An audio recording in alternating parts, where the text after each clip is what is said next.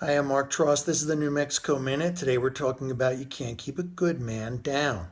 Franciscan priest Fray Juan Jose Padilla was buried under the altar of the church at Isleta Pueblo in 1756.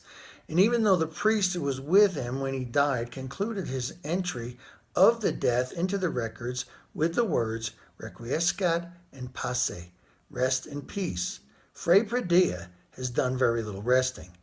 In 1775, his body rose to the surface. He was reburied. In 1819, the body slowly rose to the surface once again. He was buried for the third time, clothed in a new robe since his old one had crumbled to dust. His body, however, was very well preserved. In 1889, on Christmas Eve, as a group of Isletans were dancing in the church, a loud noise was heard coming from below the altar. It sounded as if someone was kicking at the floorboards, which now covered the altar floor. Horrified, the dancers raced from the church.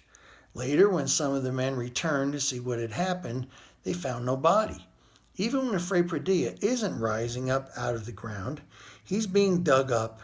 In 1895, reburied at the depth of 1 foot. In 1948, and most recently, in 1962, when the church was renovated. This time, he was put under concrete.